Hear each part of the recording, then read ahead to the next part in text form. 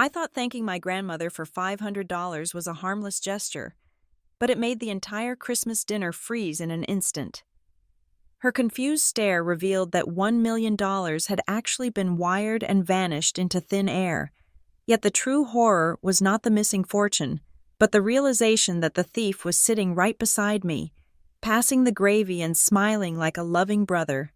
My name is Amber Richard, and standing on the doorstep of my childhood home, I felt the familiar, suffocating weight of obligations settle onto my shoulders like a damp wool coat. I am 34 years old, a forensic accountant by trade, and a woman who prides herself on seeing the world in black and red ink. Yet the mere sight of the wreath on the front door made my stomach turn. I had spent the last 3 years keeping a calculated distance from this house, answering calls only when necessary, and visiting only when the guilt became heavier than the relief of absence. But this was Christmas, and in the Richard family, attendance was not optional. It was a performance review. The drive up from the city had taken 3 hours, mostly because I had driven 10 miles under the speed limit, subconsciously trying to delay the inevitable. I parked my modest sedan behind my brother Logan's gleaming new luxury SUV. The contrast was not lost on me. It never was. 2 days ago, my phone had buzzed with Logan's name.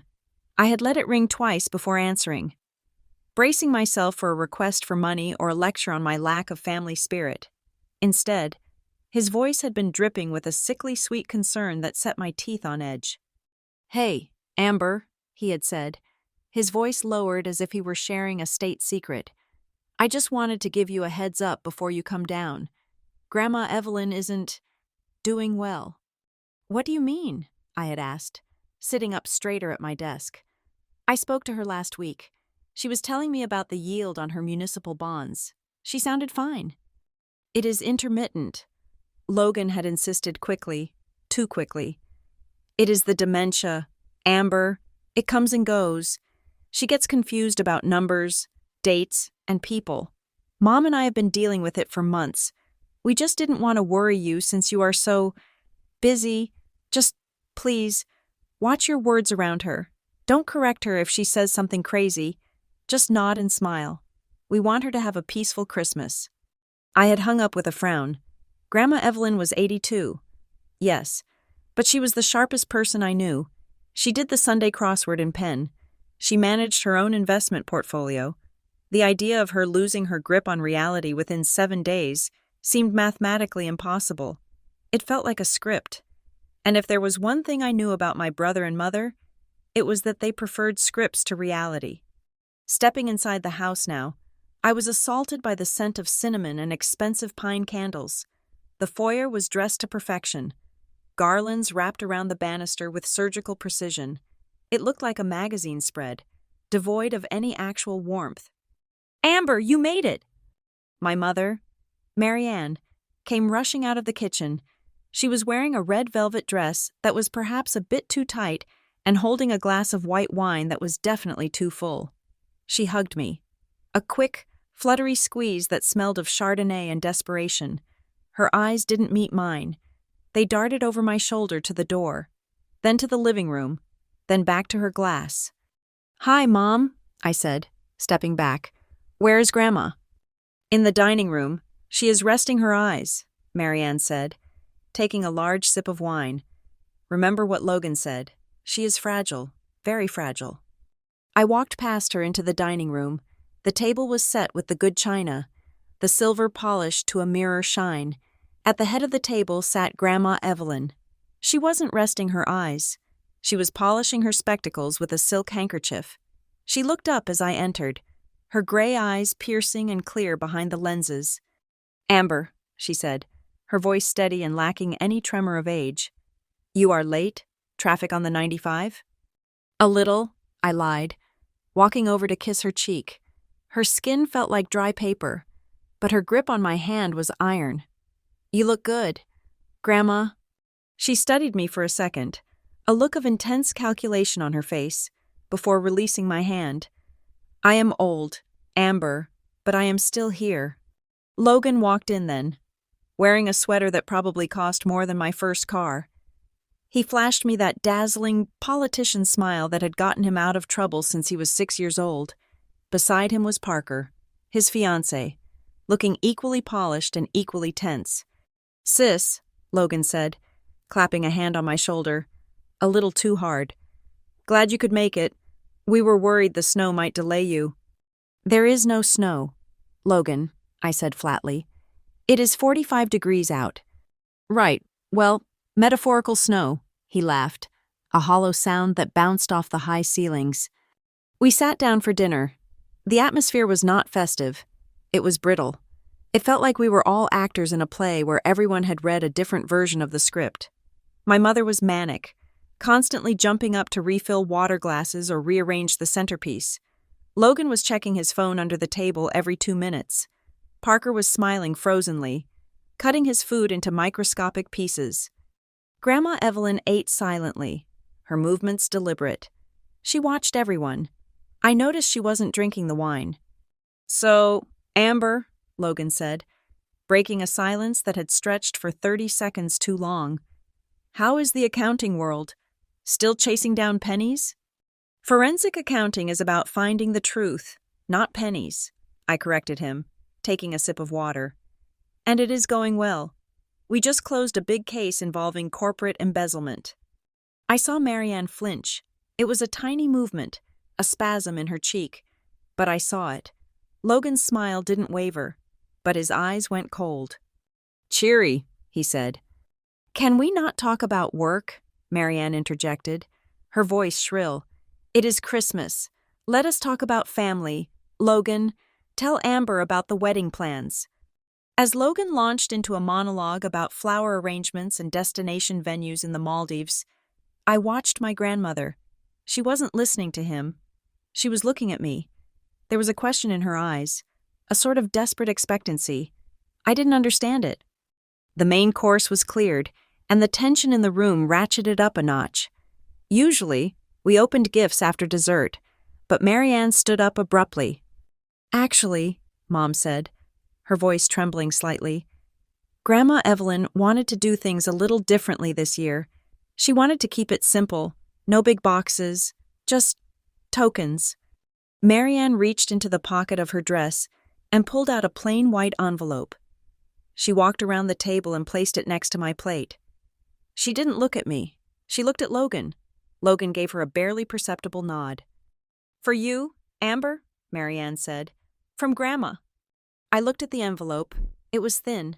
My name was written on it in my mother's handwriting, not my grandmother's spidery script.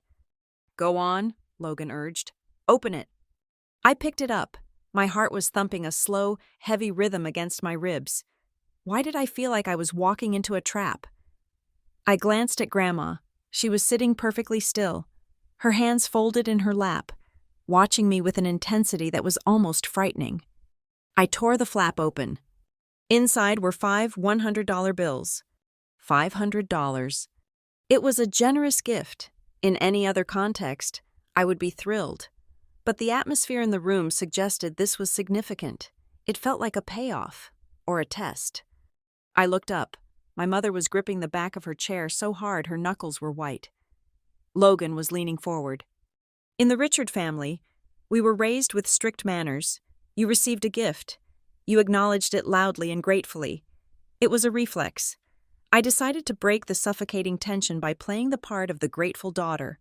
I would take the money, smile, and get through the rest of the night." I pushed my chair back and stood up.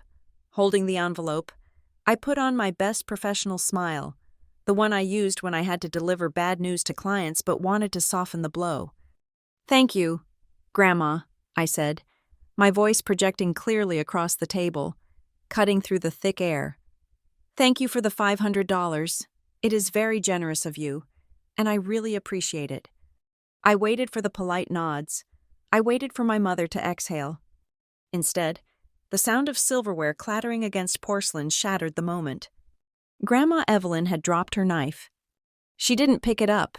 She didn't look at the mess on the tablecloth.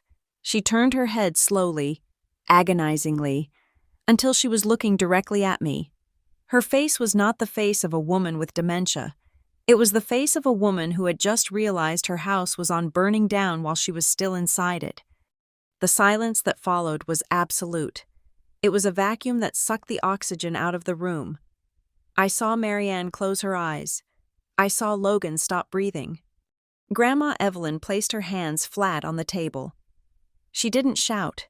She didn't scream. She spoke in a tone I had never heard her use before. Cold, precise, and terrified. "Amber," she said, and her voice was steady as a judge delivering a verdict. "I wired you $1 million. Why did you only get 500?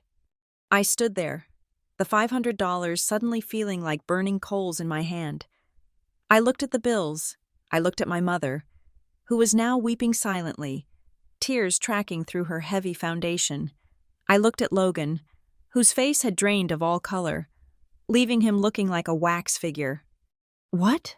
I whispered, my brain struggling to process the sentence. "Grandma, what did you say?" "I wired $1 million to your account 3 days ago," she repeated, enunciating every syllable. "It was the inheritance I promised your grandfather I would give you when I felt the time was right. I told Marianne to give you the transaction confirmation." She turned her gaze to her daughter. "Marianne, where is the money?" I looked at my mother. She couldn't speak. She just shook her head, an erratic, jerky motion. Then I looked at the envelope again. $500, cash, untraceable, easy to hand over to make a problem go away, to make a granddaughter smile and leave. My forensic accountant brain kicked into gear before my emotional brain could catch up. $1 million wired, $500 cash received. A mother who controlled the access. A brother who warned me about dementia to discredit anything the old woman said. This wasn't a misunderstanding. This wasn't a banking error. I looked at Logan. He wasn't looking at me. He was looking at Parker. And there was panic in his eyes. Raw, unadulterated panic. "Grandma," I said, my voice dropping to a low, dangerous register. "I did not receive a wire transfer. I have not checked my account in 2 days. But I did not receive any notification." "You are confused." "Mom," Logan blurted out, his voice cracking. He stood up, knocking his chair back. "See? I told you. Amber, she is confused. She thinks she sent it. She talks about this $1 million all the time. It is a delusion. Mom, get her water." "I am not confused." Grandma Evelyn slammed her hand on the table, rattling the wine glasses. "I went to the bank. I signed the papers. Marianne drove me."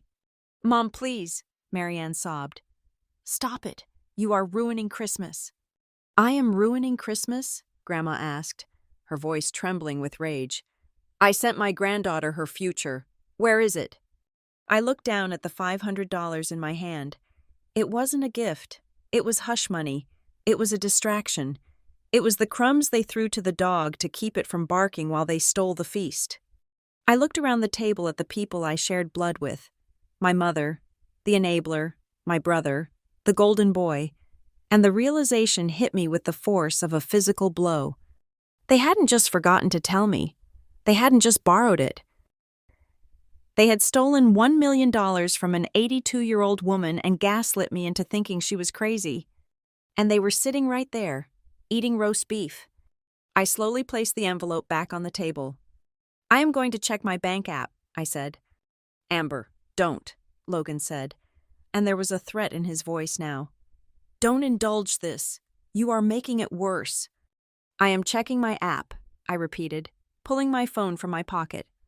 "No!" Marianne screamed, lunging forward to grab my wrist. Her fingers dug into my skin. "Don't, please. Amber, just sit down. We can talk about this later. Just, not now." I looked at my mother's desperate face, then down at her hand gripping my arm. I gently but firmly peeled her fingers off me. "Sit down, Mom," I said. I unlocked my phone. I tapped the blue icon of my banking app. The Face ID spun for a second. The family watched me. The silence was so loud it was deafening. The screen loaded. I stared at the balance. It hadn't changed.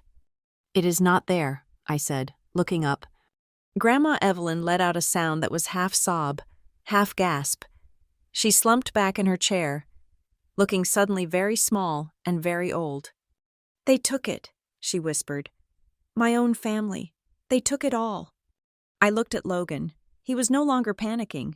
He was glaring at me with a hatred so pure it chilled my blood. He knew the game was up. The facade had cracked.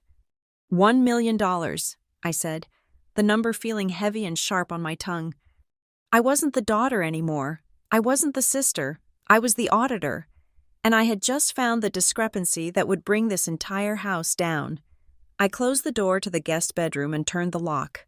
The click of the metal latch was the only sound in the house that felt honest. Downstairs, the murmur of voices continued. My mother's high-pitched, nervous laughter and Logan's low, reassuring drone. But up here, in the room that used to be my sanctuary during high school breaks, the air was cold and smelled of stale potpourri. I did not pace. I did not cry. I did not throw things. I am a forensic accountant. Panic is an inefficiency I cannot afford. Instead, I sat at the small vintage desk, opened my laptop, and connected to the secure hotspot on my phone. I refused to use the house Wi-Fi. If Logan or my mother were monitoring the network, I would not give them the satisfaction of seeing my search history. My mind raced back to Grandma Evelyn's words. I wired it. If she wired it to my current checking account, I would have seen it. But Grandma was a creature of habit. She didn't trust new routing numbers or digital wallets. She trusted what she knew. I navigated to the banking portal of the regional credit union we used when I was 18. We had opened a joint account the summer before I left for college, so she could deposit gas money for me without dealing with checks. I hadn't touched that account in over a decade, but it was still active, lying dormant in the background of my financial profile. I typed in my username. I guessed the password on the second try. It was the name of her first cat followed by the year I was born. The screen refreshed, and the numbers hit me like a physical punch to the gut. Balance: $10,000. My eyes scanned the transaction history. I scrolled back 3 days. December 22nd, incoming wire transfer, amount $1 million. There it was. It wasn't a delusion. It wasn't the ramblings of a senile mind. It was a cold, hard, 7-figure fact. I clicked on the transaction details to expand the memo line. The bank's interface was clunky, but the message was clear. For my brilliant girl, build the life you deserve. Love, Grandma. I stared at those words. The screen blurred for a fraction of a second before I blinked the moisture away. She had saved this for me. She had planned this, and she had timed it for Christmas, likely thinking it would be the start of a new chapter for me. Then, I looked at the line immediately above it. December 23rd, outgoing wire transfer, amount $990,000. They hadn't emptied it completely. They had left exactly $10,000. It was a calculated move. If the balance had hit zero, the bank might have sent an automated closure notice or a fraud alert to the secondary account holder, me. By keeping a healthy 5-figure balance, the account remained active and safe in the eyes of the algorithm. It was a technique I saw used by embezzlers who wanted to keep a ghost account alive while they siphoned off the main assets. I picked up my phone. It was late on Christmas Day, but the bank had a 24-hour fraud line for high-value accounts. I dialed the number, my voice dropping to a whisper that was barely audible even to myself. "This is Amber Richard," I told the representative after clearing the security questions. "I am looking at a wire transfer on December 23rd from my joint account ending in 452. I need to know where this transfer was initiated." The representative put me on hold. The hold music was a tinny, synthesized version of Jingle Bells that made my skin crawl. "Ms. Richard?" The voice came back. "That transfer was initiated via verified online banking login. The 2-factor authentication code was sent to the primary mobile number on file and approved." "Which mobile number?" I asked, though I already knew the answer. "Ending in 880, the representative said. "Mom, that was my mother's cell number."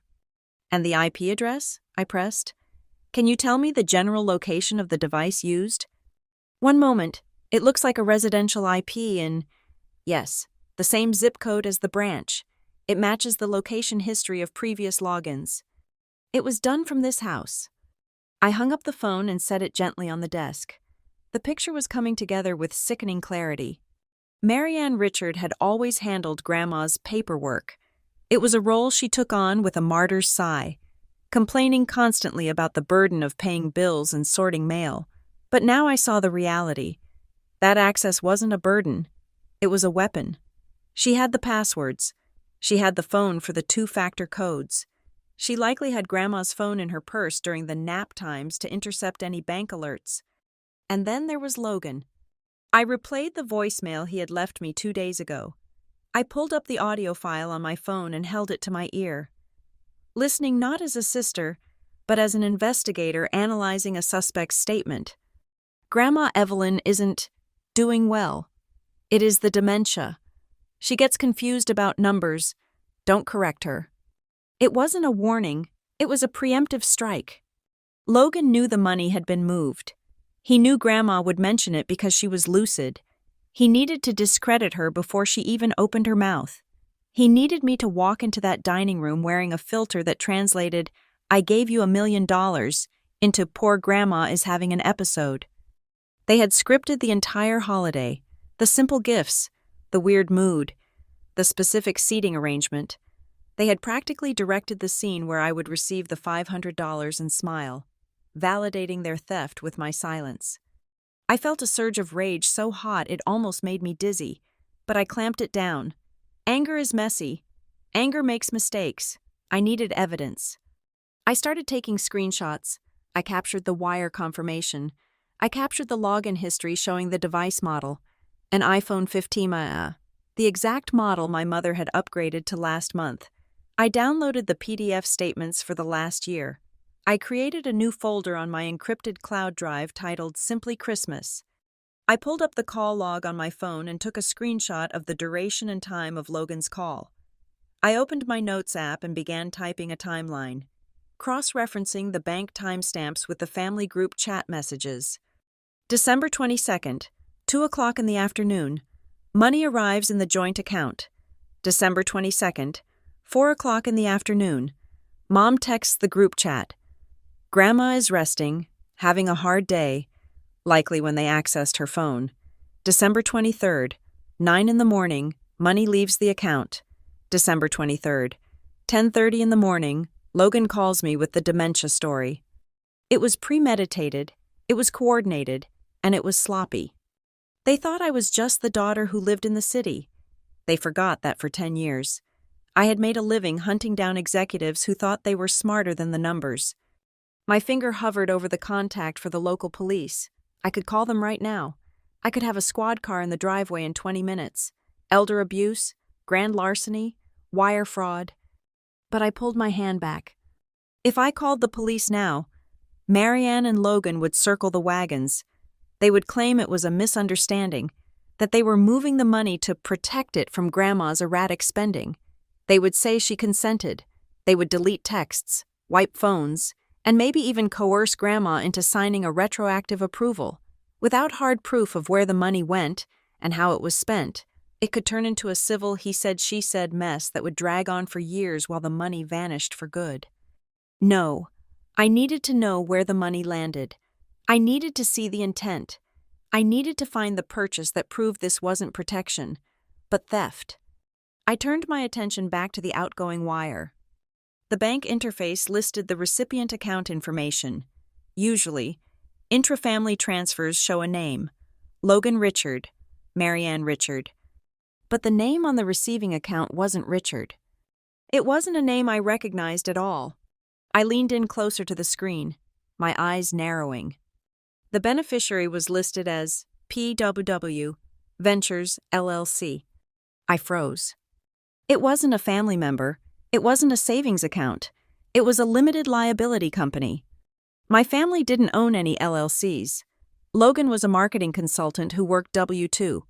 Mom was a retired teacher. Grandma's assets were in a living trust, not an LLC. Who was PWW Ventures? I copied the routing number. It belonged to a digital-first bank. the kind popular with tech startups and people who wanted to move money quickly with minimal oversight. I sat back in the creaky wooden chair, the light of the laptop casting long shadows across the room. The money hadn't just been stolen, it had been laundered. They had moved $1 million out of the family entirely, to a corporate entity that shouldn't exist. A shiver went down my spine that had nothing to do with the drafty window. This was deeper than greed. This was a conspiracy. And the fact that the initials PW didn't immediately ring a bell meant I was missing a piece of the puzzle. I looked at the closed bedroom door. Downstairs, I could hear the faint sound of the television. They were watching a movie. Probably It's a Wonderful Life. The irony was nauseating. They thought they had gotten away with it. They thought I was upstairs crying over a misunderstanding, or sleeping off the travel fatigue. They had no idea that upstairs, I was building the cage that would trap them. I saved the files, cleared my browser cache, and shut the laptop. The next step wasn't digital, it was personal. I needed to find out who PW was, and I had a sinking feeling the answer was already inside this house. P. Ventures, LLC. The initials stared back at me from the screen, innocuous and corporate, but my mind was already rearranging them, testing combinations against the people sleeping under this roof. P. Parker Wade. The realization did not come as a shock, but rather as a sickening thud, the final tumbler of a lock clicking into place. Parker, my brother's fiancé, the man who had sat at dinner cutting his roast beef into geometric shapes, nodding sympathetically while my mother gaslit me. He was not just a spectator to the Richard family drama, he was the vault. I opened a new tab and navigated to the Secretary of State's business search portal. It is a public database, a tool I use daily to strip away the anonymity of shell companies. I typed in the name. PW. Ventures, LLC. Filing date, November 15th of this year. Registered agent, Parker James Wade. Address, 402 Maple Avenue, apartment 4B. That was the apartment Logan and Parker shared in the city. I sat back, the glow of the laptop screen illuminating the cold fury settling in my chest. They had incorporated a company 6 weeks ago. This was not a crime of opportunity. They did not see a senile old woman and decide to grab cash on a whim. They had built the infrastructure for theft before Thanksgiving. They had filed the paperwork, paid the fees, and waited for the holiday season when bank oversight is historically slower and family obligations distract everyone from the details. But where did the money go after it hit Parker's shell company? I could not access his private business account, but people like Parker and Logan have a fatal flaw. They are narcissists. They do not steal money to hoard it. They steal it to show it off. I picked up my phone and opened Instagram. I went to Logan's profile first. It was a curated gallery of false modesty. The most recent post was a photo of a fireplace, captioned, "Home for the holidays. Blessed." I switched to Parker's profile. His account was private, but I knew his habits. He had a secondary public account for his lifestyle photography hobby. I found it easily. There were no posts from today, but his stories were active. I tapped the circle. The first image was a close-up of 2 tickets. They were smart enough to blur the flight numbers and dates, but they had left the airline logo and the seat class visible. First-class suites. I took a screenshot and zoomed in on the blurred barcode. I could not read the data, but I recognized the distinct gold border of the ticket jacket. That was the signature packaging for the ultra-long-haul luxury carrier that flies to the South Pacific. I swiped to the next story. It was a screenshot of a reservation confirmation email, heavily cropped. All it showed was the text, "Welcome to Paradise," and a partial view of a villa standing over turquoise water. The caption read, "Dreams turning into reality. 2024 is going to be our year." I switched apps to a reverse image search tool. I uploaded the cropped villa photo. Within seconds, the algorithm spit back a match. It was a 5-star private island resort in the Maldives. I quickly cross-referenced the booking rates for late January. The overwater presidential villa, listed in the photo match, cost $18,000 a night. I did the math in my head. First-class round-trip tickets for 2 people would be roughly $30,000. A 10-night stay at the resort would be nearly $200,000 with taxes and fees. They had burned through $250,000 in pending transactions before the stolen money had even settled in the account for 48 hours. I kept scrolling. A deposit receipt for a grand ballroom at a historic hotel downtown. A retainer fee for a celebrity wedding planner whose minimum charge I knew was $50,000. They weren't just spending the money. They were laundering it through the wedding industrial complex. They were turning Grandma Evelyn's life savings into flowers, appetizers, and social clout. But as I dug deeper, the anger turned into something sharper. Something that felt like a betrayal of my own blood. I went back to the bank statements from the joint account, the ones I had downloaded earlier. I wanted to see if there were test runs. Smart embezzlers rarely move $1 million cold. They test the pipes first. I filtered the transaction history for transfers under $5,000. There they were. October 10th. Transfer to M. Richard, $2,000. October 12th. Transfer from M. Richard to Parker Wade. Venmo description: help with rent. November 1st. Transfer to M. Richard, $4,000. November 2nd. Transfer from M. Richard to Parker Wade. Venmo description: wedding deposit help. My mother. I traced the pattern. For months. Marianne had been siphoning small amounts from Grandma's account, amounts small enough to fly under the radar of federal reporting limits, and funneling them to Parker. She was the bridge. She was the mule. I stared at the screen, my vision blurring not with tears, but with the sheer ugliness of it. Marianne Richard, the woman who claimed to sacrifice everything for her family, was stealing from her own mother to buy her son a husband. She was taking money from the woman who paid for her college, who paid for her divorce lawyer, who paid for this very house, and she was handing it over to a man who had not worked a real job in 3 years. Why? Why would she risk jail? Why would she risk her relationship with me? Then I saw it, the final piece of the preliminary puzzle. Buried in the transaction fees of November, right around the time PWW Ventures was incorporated, there was a wire transfer for $12,000. The recipient wasn't Parker. It was a firm called Apex Wealth Management. I highlighted the name. I searched for it on my phone. The website was slick, filled with stock photos of silver-haired couples on sailboats. The About Us page listed the principal advisor, Marcus T. Sterling. I recognized the name immediately. Marcus Sterling was a financial coach who had been flagged in 2 of my previous fraud investigations. He wasn't a certified fiduciary. He was a predator who specialized in creative asset protection for families in debt. He was the guy you hired when you wanted to hide money from the IRS or, in this case, steal an inheritance before the matriarch died. The $12,000 was a consulting fee. My stomach dropped.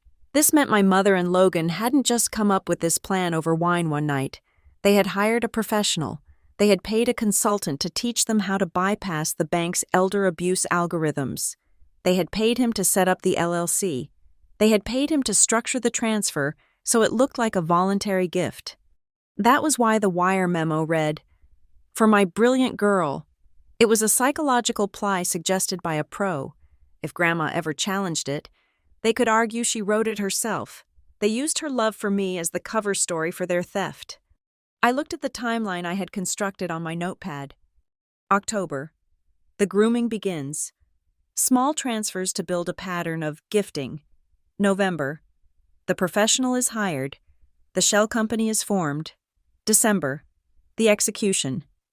This was a hostile takeover, and my mother, the woman sleeping down the hall, the woman who had knit me sweaters and made me soup when I was sick, was the CEO of the operation.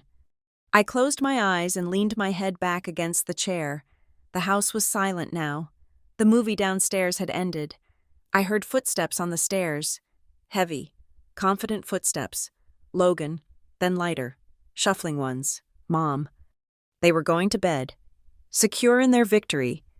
They thought the money was gone, washed clean through Parker's LLC, and destined for the beaches of the Maldives. They thought the dementia defense would hold. They didn't know that up here, in the dark. I had just finished the audit. I looked at the balance of the timeline. The consulting fee was the smoking gun. It proved intent.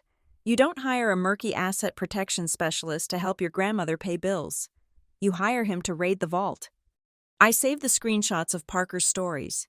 I saved the Secretary of State filing. I saved the connection between Marcus Sterling and the wire transfer. My hand trembled slightly as I reached for my water glass. It wasn't fear anymore. It was adrenaline. The investigation was over. The evidence was irrefutable. The money had traveled from Grandma, through Mom's permissions, into Parker's shell company, and was currently being converted into non-refundable deposits for a life they could not afford. But the most painful part wasn't the math. It was the realization that in their version of the future bought with Grandma's money, there was no room for Grandma, and there was certainly no room for me. We were just the casualties required to fund the dream. I opened a new document on my computer. I typed a header. Case file. Richard family asset misappropriation. Subject. Recovery and prosecution. I wasn't going to just get the money back. I was going to dismantle their new beginning piece by piece, starting with the lie that held it all together. Tomorrow morning, I wouldn't be the granddaughter. I would be the prosecutor. And the first witness I needed to prep was the only innocent person left in this house. The house was quiet, settling into the heavy, suffocating silence of 3 a.m. But I remained wide awake. The glow of my laptop screen had long since timed out, leaving me in darkness. Yet my mind was projecting a different kind of film, a reel of memories from 20 years ago. I thought about the summer of 1998. I was 8 years old, and a neighborhood bully named Kyle had pushed me off my bicycle, skinning my knees and breaking the frame of my glasses. I remembered sitting on the curb, crying, holding the twisted metal. It was Logan who had found me. He was 12 then, lanky and awkward. But when he saw my bleeding knees, his face had hardened into a mask of protective fury. He had marched over to Kyle's house, demanded an apology, and walked me home, holding my hand the entire way. He had told me, "Don't worry, Amber, I will always handle the bad guys." I sat there in the guest room, staring at the ceiling, trying to reconcile that boy with the man sleeping 2 doors down, the man who had looked me in the eye over roast beef and lied about our grandmother's sanity, the man who had turned into the bad guy. What had happened? Was it the pressure of keeping up appearances? Was it Parker's influence, or had this rot always been there, festering beneath the surface of Logan's charming smile? I realized then that I didn't know my brother. I knew the version of him that existed on holiday cards and social media updates, but I didn't know the man who could rationalize stealing $1 million from the woman who had raised us. I needed to understand the mechanics of the betrayal. The digital trail was clear, but the emotional and legal framework required paper. I knew my mother. She was old-fashioned.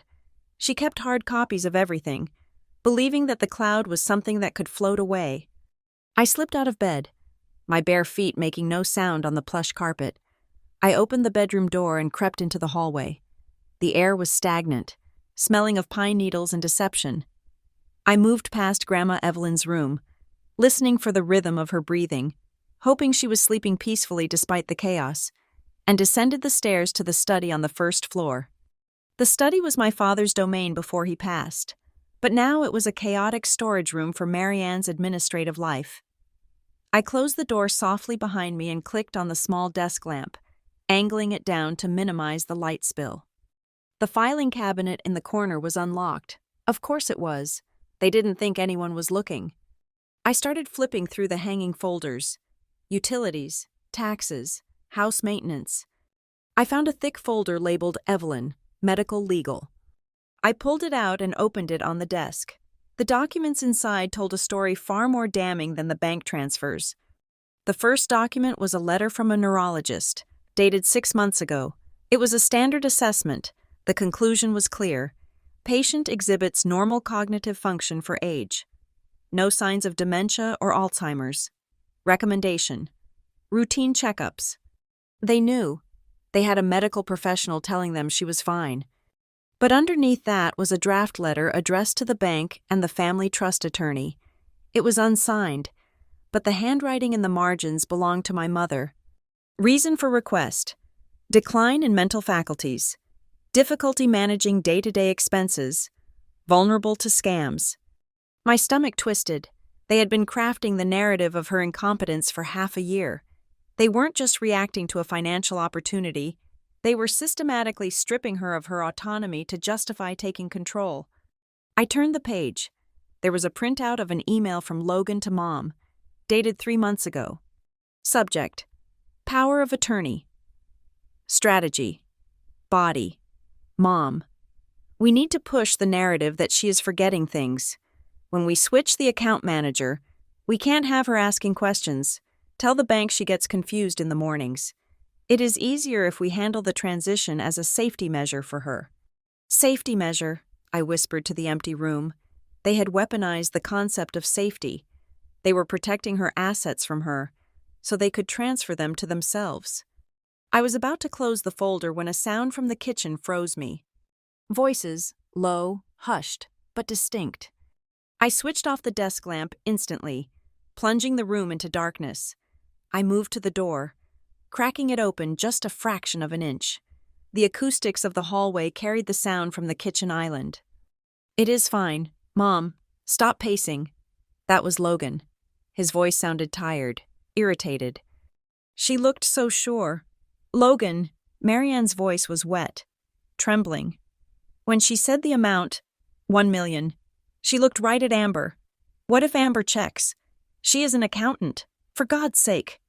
Amber is a forensic accountant who deals with corporate fraud, not family drama. Logan scoffed. I could hear the clink of a glass hitting the granite counter. She is emotionally involved. She will buy the story because she wants to believe we are a normal family. Besides, we have the fail-safe. "I don't like it," Mom whispered. "It feels dirty." "Do you want to lose the deposit on the venue?" Logan snapped. The cruelty in his voice was sharp. "Do you want Parker to walk? Because he will. If this money doesn't clear, if we don't secure our future, everything falls apart. We are doing this for us, for the family." "But Evelyn..." "Grandma is old." "Mom," Logan said, his tone dismissing her existence. "She doesn't need $1 million. She needs soup and a warm blanket. We are putting the money to use. We are building a legacy. And tomorrow, if she brings it up again, we stick to the script. It is the medication." "The medication," Mom repeated, sounding like a child reciting a lesson. "Exactly," Logan said. "You gave her the new sleep aid tonight, right?" "Yes, a full dose." "Good. She will be groggy tomorrow. If she starts talking about wires and millions, we just say it is the side effect, hallucinations, confusion. Amber will feel sorry for her, not suspicious of us. We just need to get through Christmas dinner tomorrow. Once Amber leaves on the 26th, it is over. The money is already in the LLC. It is gone."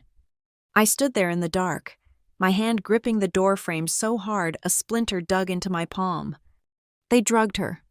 They weren't just lying about her health. They were actively manipulating her biology to make her appear incompetent. They had given her a sedative to ensure she would be disoriented when I tried to talk to her. They were gaslighting me by chemically altering my grandmother. The last shred of hesitation I had evaporated. The sister who wanted to believe in the best of her brother died in that hallway. The daughter who wanted to please her mother vanished. I was no longer Amber Richard, the family member. I was the external auditor. I was the executioner. I waited until I heard their footsteps retreat upstairs. I waited another 10 minutes to be safe. Then I slipped back out of the study, taking the folder with me. Back in my room, I didn't go to sleep. I turned the lamp on and cleared the desk. I laid out the evidence like a mosaic of guilt. The bank screenshots showing the theft, the Secretary of State filing linking Parker to the LLC, the neurologist's report proving she was sane, the email proving the conspiracy to frame her for dementia, and now, the knowledge that they were drugging her. I opened my laptop and created a new presentation. I didn't choose a festive background. I chose stark white. Slide 1. Timeline of asset movement. Slide 2. The PWW Ventures Shell Company. Slide 3. Medical competency versus family narrative. I worked through the night, compiling the data into a narrative that was undeniable. I wasn't going to argue with them at dinner. I wasn't going to scream or cry or ask why. Arguments allow for defense. Emotional outbursts allow for manipulation. I was going to present a report. I was going to treat the Christmas dinner table like a boardroom. I would lay out the facts with the cold, hard precision of a tax audit. I would strip them of their excuses, their medication lies, and their family legacy justifications until they were left naked in their greed. The sun began to creep through the blinds, painting the room in a cold gray light. It was Christmas morning. Downstairs, there would be coffee and cinnamon rolls, and the pretense of love. I closed my laptop. I showered and dressed in a sharp blazer and trousers. Armor, not loungewear. I looked at myself in the mirror. My eyes were tired, but they were dry. "Merry Christmas," I whispered to my reflection. It was time to go downstairs and give them the gift they deserved, the truth. I walked down the stairs at 8 in the morning, my footsteps quiet and deliberate. I had traded the sharp blazer from my private rehearsal for a soft cashmere sweater and jeans, the costume of the relaxed, dutiful daughter. My face was washed clean of the previous night's investigation, composed into a mask of pleasant fatigue. Inside, however, I was vibrating with a cold, focused energy. I was no longer a family member visiting for the holidays. I was an undercover operative in enemy territory. The kitchen was bright, filled with the aggressive cheerfulness of Christmas morning. My mother, Mary Ann, was at the stove, flipping pancakes with a manic intensity. Logan sat at the island, nursing a mug of coffee, while Parker leaned against the counter, scrolling through his phone. Grandma Evelyn was seated at the small breakfast table by the window, staring out at the gray winter garden. "Merry Christmas," Mary Ann chirped as I entered, her voice pitching up a little too high. She didn't look me in the eye. "Did you sleep well? Honey, you were up late." "I slept like a rock," I lied smoothly, pouring myself a cup of black coffee. "Must have been the drive. I feel refreshed." I leaned against the counter, taking a sip, and let my eyes drift over them. I was looking for the cracks. I saw the dark circles under my mother's eyes that makeup couldn't quite hide. I saw the way Logan's leg bounced nervously beneath the stool. I saw Parker's thumb tapping his screen with a rhythmic, compulsive speed. They were terrified. They were waiting for the other shoe to drop, waiting for me to scream or cry or accuse them. By acting normal, I was confusing them. Uncertainty breeds mistakes. I walked over to the breakfast table and sat down across from Grandma Evelyn. She looked smaller today. Her shoulders slumped. Her eyes were slightly glazed, a lingering effect of the sedative Logan had bragged about hearing the night before. "Merry Christmas, Grandma," I said softly, reaching out to cover her hand with mine. She blinked, focusing on me slowly. "Amber, is that you?" "It is me," I said. "How are you feeling?" "My head feels heavy," she murmured, rubbing her temple. "Like cotton wool." "That happens sometimes in the mornings," Logan called out from the island, his voice loud and authoritative. "Just take it easy, Grandma. Don't try to think too hard." I ignored him. I kept my gaze locked on hers. I needed to establish a baseline of competency in front of witnesses. I needed to prove that while her body might be slowed by their drugs, her mind was still the steel trap I knew. "Grandma," I said, keeping my voice conversational but projecting enough for the room to hear. "I was thinking about that trip we took to D.C. when I was 12.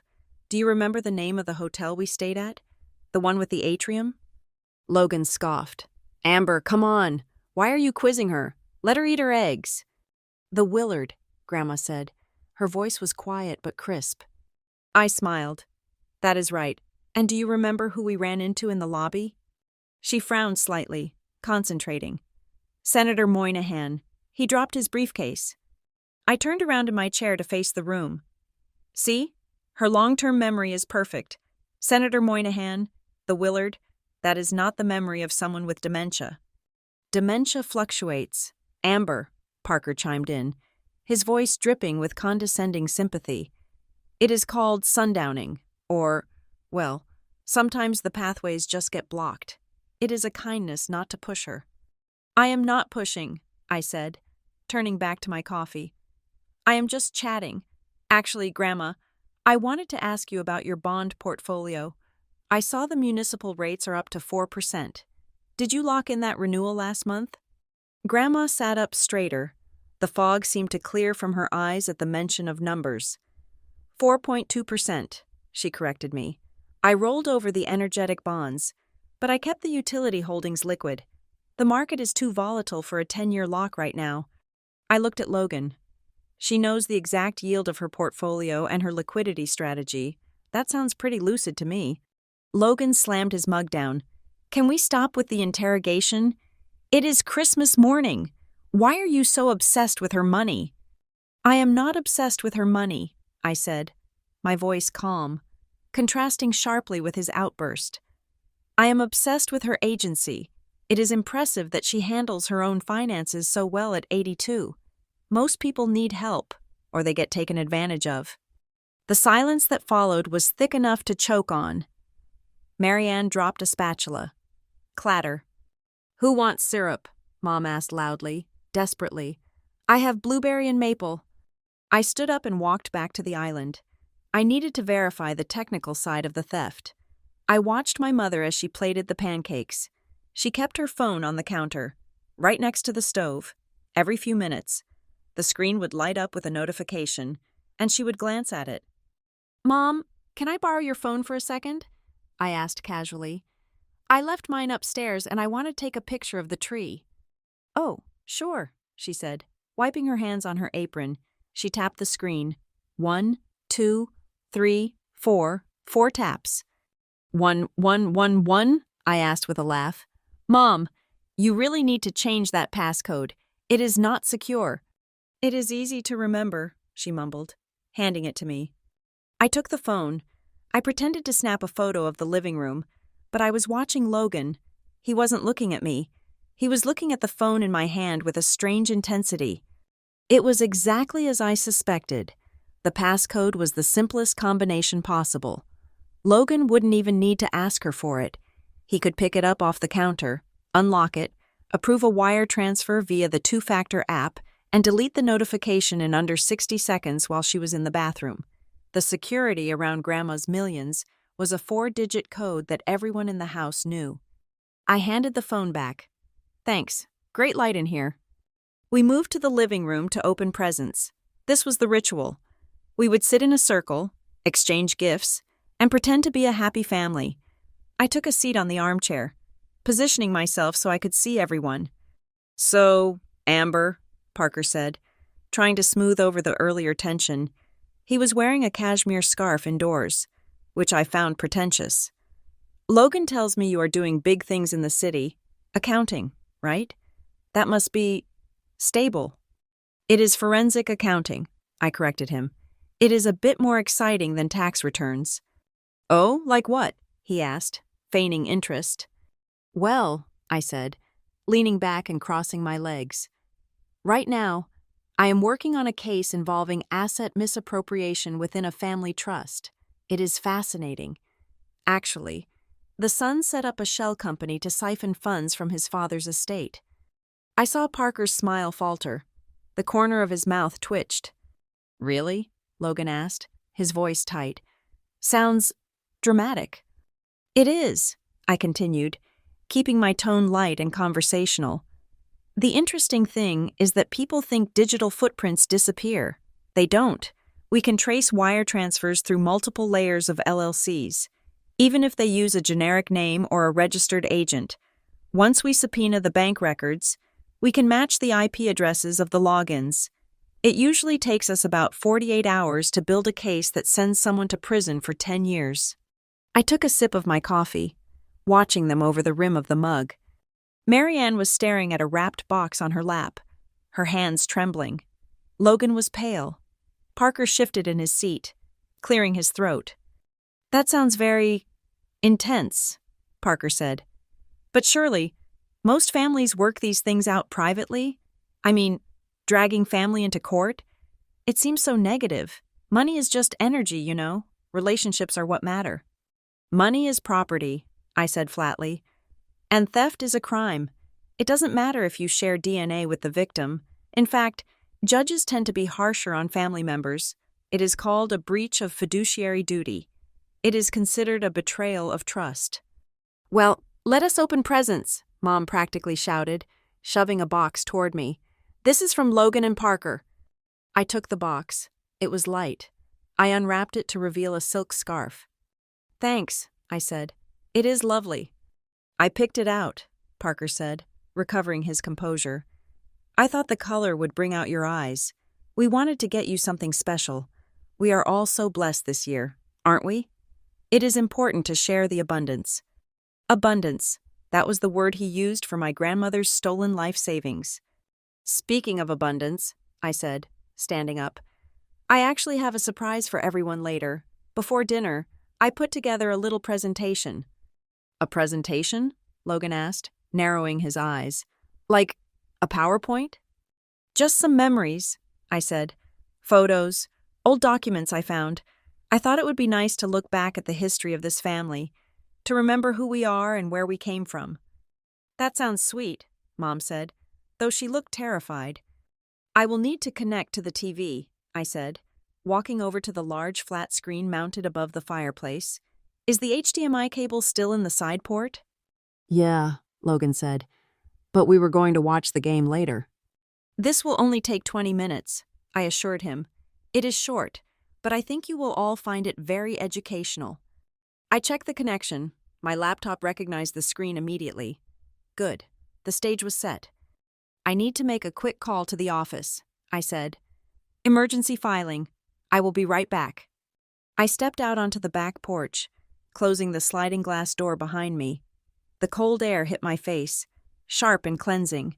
I pulled out my phone and dialed the number for David, a senior litigator at my firm who owed me a favor. Merry Christmas, Amber, David answered. Tell me you aren't working. I need you to open a secure file, I said, keeping my voice low. I am sending you an encrypted folder in 5 minutes. It contains evidence of grand larceny, elder abuse, and wire fraud involving a sum of $1 million. There was a pause on the line.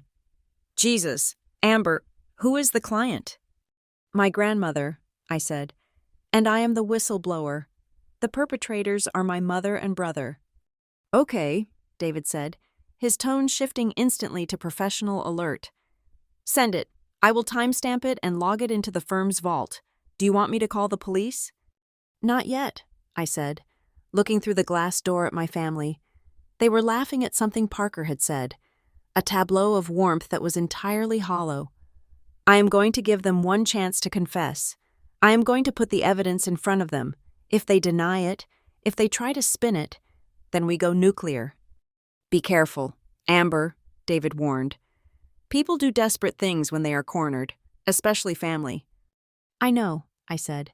I am counting on it. I hung up and hit send on the email I had drafted the night before.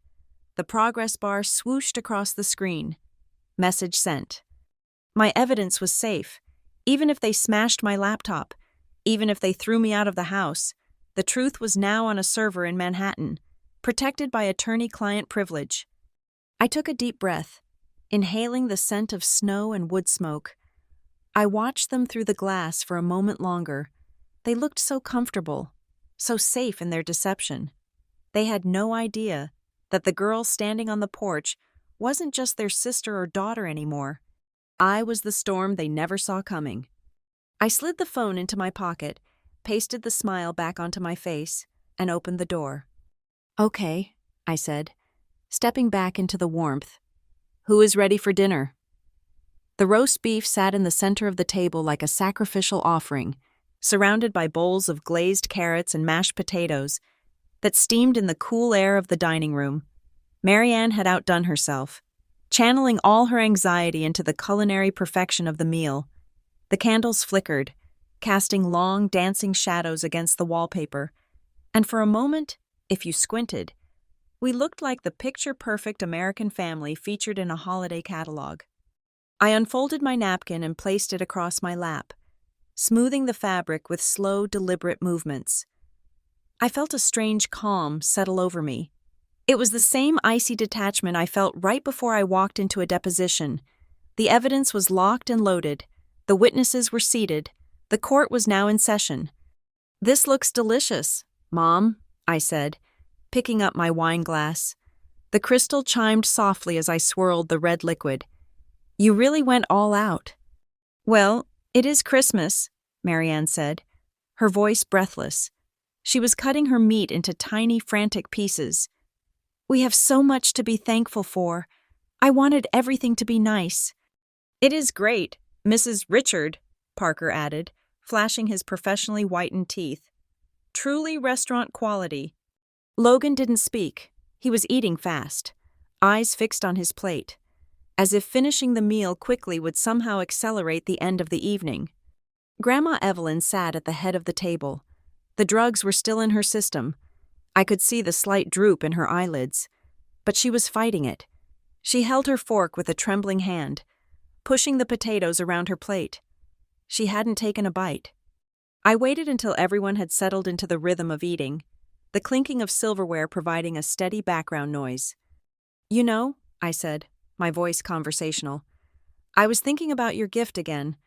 Grandma, the $500. The clinking stopped. Logan's head snapped up. Marianne froze, her fork halfway to her mouth. "I really appreciate it," I continued, looking directly at my grandmother. $500 is a lot of money. It will cover my groceries for a month. It is very generous." Grandma Evelyn stopped pushing her potatoes. She lifted her head, and for a second, the fog in her eyes cleared. She looked at me, then at the envelope still sitting on the sideboard where I had left it. "I didn't give you $500, she said. Her voice was weak, raspy, but the words were distinct. "I gave you $1 million. I wired it. For your future." "Here we go," Logan groaned, throwing his napkin onto the table. "Mom, she is doing it again." "It is the medication." "Mom," Marianne said quickly, reaching over to pat Grandma's arm. "Shh, it is okay. You are confused. You gave Amber $500 cash, remember? We put it in the envelope together." "I signed the paper," Grandma insisted, pulling her arm away from Marianne's touch. "At the bank, with the nice man. I sent $1 million to the joint account." "There was no man." "Mom," Marianne said, her voice taking on a hard, frantic edge. "You haven't been to the bank in months. I handle the banking, remember? You get confused with the numbers." "I am not confused," Grandma's voice rose, cracking with frustration. "I know what I did." "Okay, let us take a breath," Parker interjected, holding up his hands like a peacekeeper. "Evelyn, nobody is saying you are lying, but sometimes memories can feel very real even when they are dreams. Maybe you dreamt about the $1 million.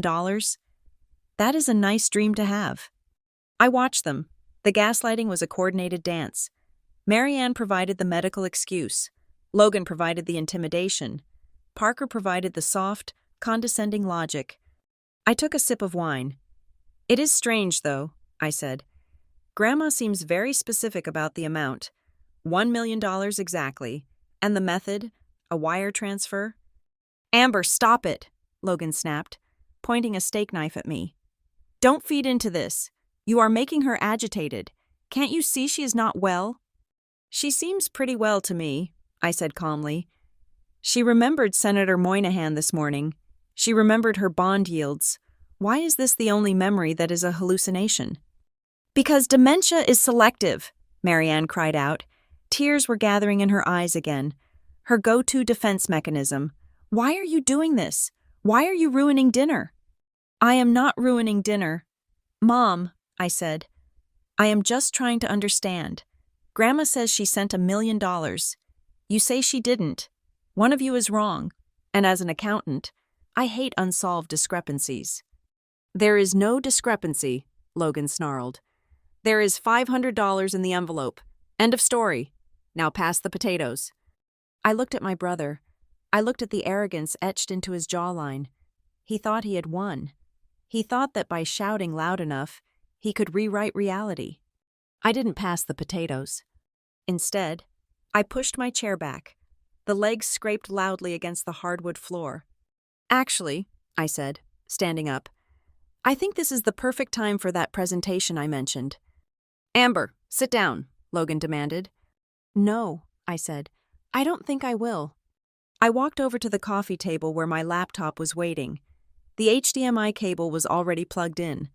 The large television above the fireplace was black, waiting. What are you doing? Parker asked, his voice losing its smooth veneer. We are eating. I call this presentation The Discrepancy, I said. I hit the spacebar. The television screen flickered to life. The first image was not a family photo. It was a high-resolution screenshot of the bank statement from the joint account. The numbers were blown up to 40-point font. December 23rd. Incoming wire. $1 million. Sender. Evelyn Richard, Trust. The silence in the room was absolute. It wasn't the silence of awkwardness anymore. It was the silence of a bomb squad watching a timer tick down. As you can see, I said, using my hand to gesture at the screen like a weather girl. Grandma was right. The money arrived on the 22nd. $1 million. Marianne gasped, a sound that seemed to suck the air out of the room. She covered her mouth with both hands. I hit the arrow key. The next slide appeared. December 23rd. Outgoing wire. $990,000. Recipient. PWW. Ventures, LLC. But then, I continued, my voice steady and cold. It left the next morning, almost all of it, transferred to a corporate entity. I turned to look at the table. Logan's face had gone the color of ash. He was staring at the screen, his mouth slightly open. Parker had stopped moving entirely. He looked like a statue, his fork suspended halfway to his plate. Now, I said, I was curious. Who is PWW Ventures? It sounds so official, so corporate. I hit the key again. The screen changed to the Secretary of State filing. The name Parker James Wade was highlighted in bright yellow neon. Oh, I said, feigning surprise. It is you, Parker. Parker's fork clattered onto his plate. The sound was like a gunshot. Amber, wait, Parker stammered, standing up so fast his chair tipped over backward. I can explain. That is an investment vehicle. We were managing it for her. Managing it? I asked. By moving it into a shell company registered to your apartment address? It is a tax strategy, Logan shouted, slamming his fist on the table. He stood up too, trying to use his height to intimidate me. You don't understand the structure. Amber, we were protecting the assets. Protecting them? I repeated. Let us see how you protected them. I hit the key again. The screen filled with the Instagram screenshots, the first-class tickets, the Maldives reservation, the wedding planner's invoice, the dreams coming true caption. $18,000 a night for a villa, I read from the screen. Is that a tax write-off, Logan? Is the overwater bungalow a deductible business expense? Marianne was sobbing now. Open, ugly sobs. She had her head in her hands. Stop it, she wailed. Please, Amber, stop it. Mom, I said, turning to her. You are the one who gave them the access. You are the one who typed in the code. Did you know about the Maldives? Or did they tell you it was for investments? Marianne didn't answer. She just cried, shaking her head back and forth. You hacked my phone, Logan accused, his voice shaking with rage. He started walking toward me. That is illegal. You accessed private records. I accessed a joint account with my name on it, I said, holding my ground. And I accessed public records available to anyone with an internet connection, and Parker's public Instagram. You guys weren't exactly subtle. Turn it off, Logan yelled, lunging for the laptop. I stepped in front of him. I wouldn't do that. The files are already with my lawyer in New York. David has everything. If I don't check in with him by 10 o'clock tonight, he sends the package to the district attorney. Logan froze. He was 3 feet away from me. I could smell his cologne, mixed with the sweat of sudden, absolute terror. "You called a lawyer?" he whispered. "On your own family?" "You stole $1 million from our grandmother," I said, my voice dropping to a whisper that matched his. "And you drugged her to cover it up. Do not talk to me about family." I looked past him to the head of the table. Grandma Evelyn was staring at the screen. She was looking at the numbers. She was looking at the name, Parker James Wade. She slowly pushed her chair back and stood up. She swayed slightly, holding onto the table for support, but her eyes were burning with a clarity that cut through the sedatives, the lies, and the years. "Marianne," Grandma said. My mother looked up, her face a ruin of mascara and tears. "Mom, Marianne choked out. "I just wanted, they said—" "You stole from me," Grandma said. She didn't shout. She didn't need to. The disappointment in her voice was heavier than any anger. "I trusted you. I trusted you with everything." "It wasn't stealing," Logan shouted, spinning around to face her. "It was an advance. We were going to pay it back. I have a deal coming through in March. We just needed the capital now." "For a wedding?" I asked. "For a vacation?" "For our life!" Logan screamed. "You don't get it. Amber, you have your fancy job and your city apartment. I have nothing. I am stuck here taking care of her." He gestured wildly at Grandma. "I deserve that money. I earned it." "You earned nothing," Grandma said. She looked at Logan with an expression I had never seen before. Total detachment. It was as if she was looking at a stranger. "You are a thief, Logan, and you—" She turned to Parker, who was trying to edge toward the door. "Sit down." Parker froze. "Evelyn, please, I did what Logan told me." "Sit down." Grandma's voice cracked like a whip. Parker sat on the arm of the sofa, looking like he was about to vomit.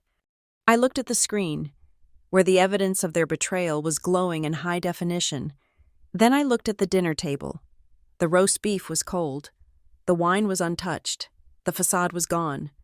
"So," I said, crossing my arms, "here is the situation. The money is in Parker's account. The evidence is on my lawyer's server, and we have a room full of people who have committed multiple felonies." I looked at Logan, then at Mom, then at Parker.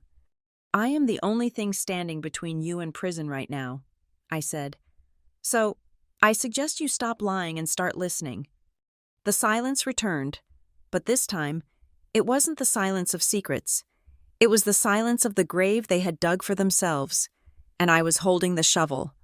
The glow of the television screen was the only source of warmth in the room, casting a harsh, artificial light on the wreckage of our Christmas dinner. I did not turn the presentation off.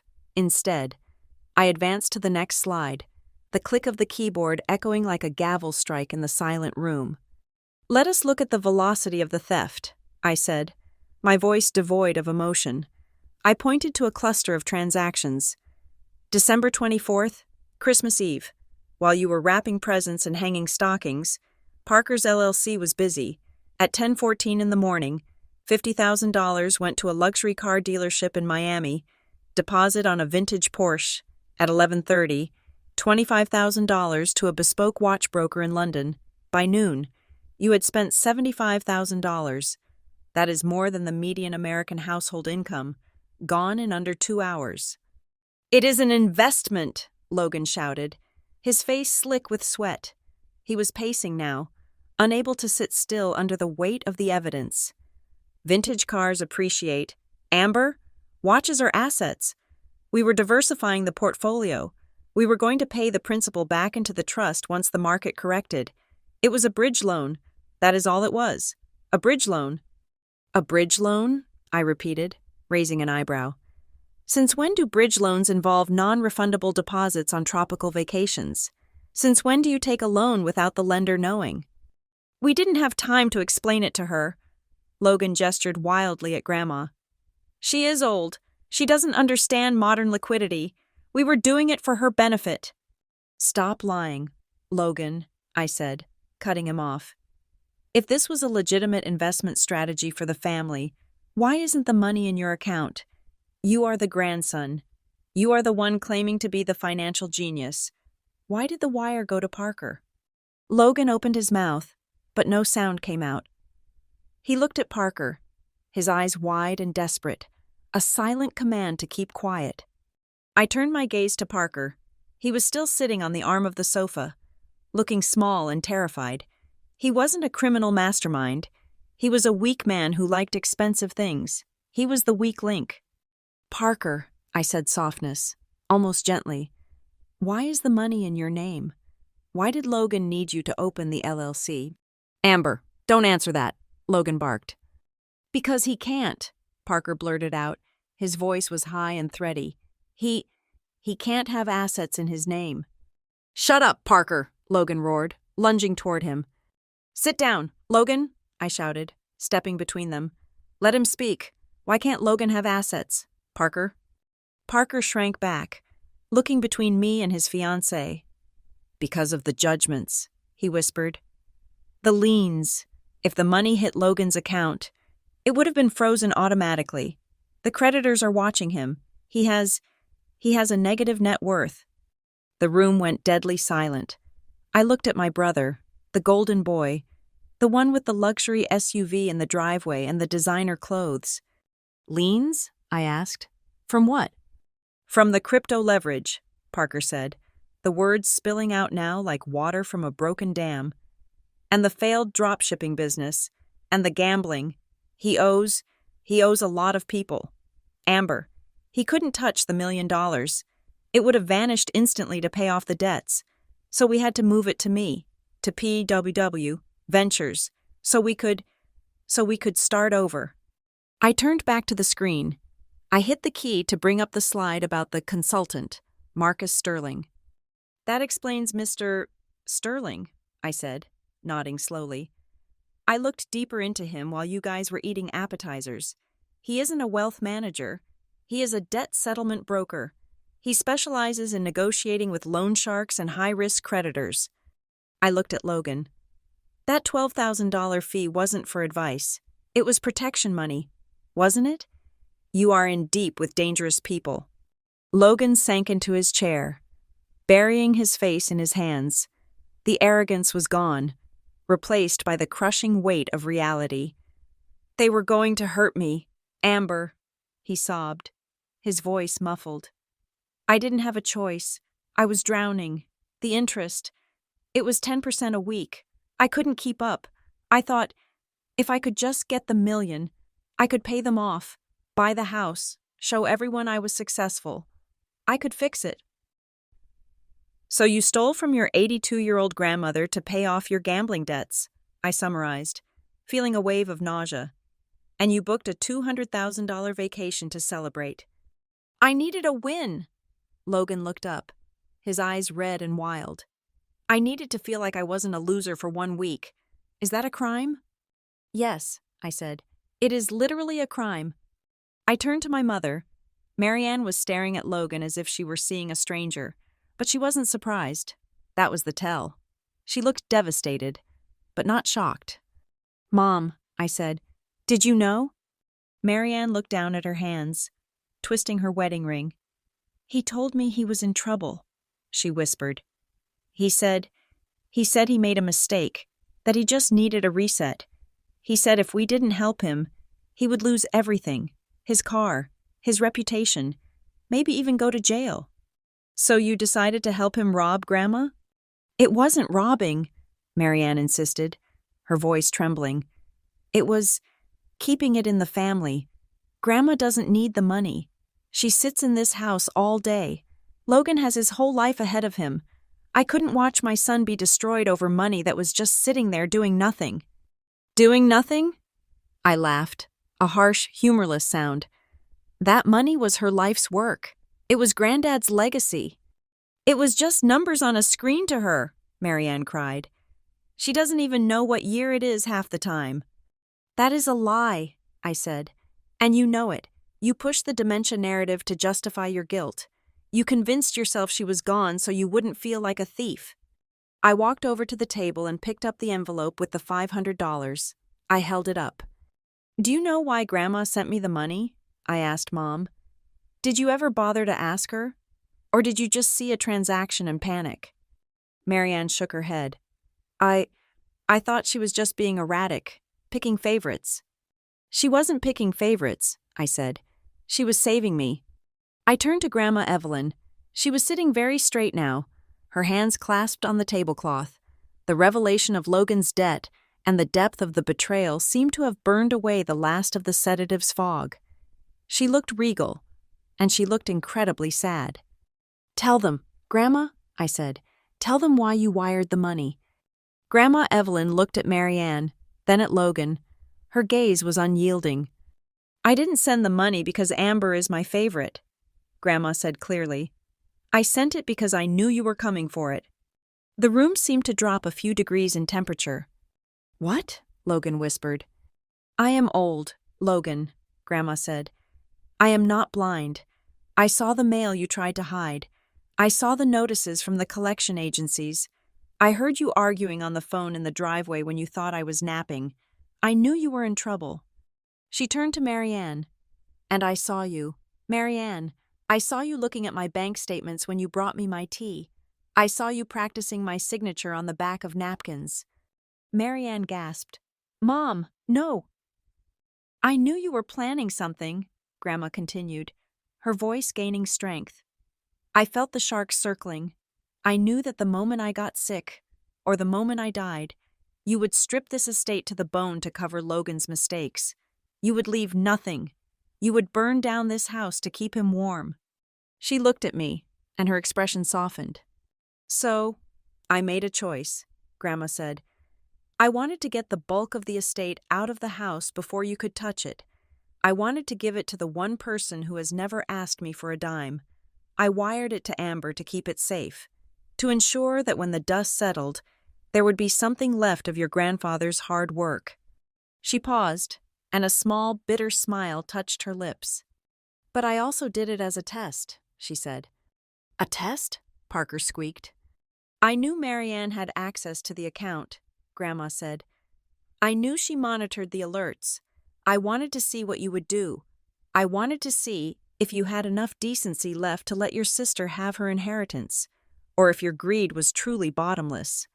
She looked at the empty spot on the table where the roast beef sat cold. "You failed," Grandma said. "You didn't just steal the money. You tried to steal my mind. You tried to tell the world I was crazy so you could justify your crime.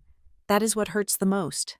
Not the money, but that you were willing to erase me while I was still sitting right here." I looked at my family. They were decimated. Logan was sobbing into his hands. Marianne was staring into the middle distance, her face gray. Parker looked like he wanted to dissolve into the floor.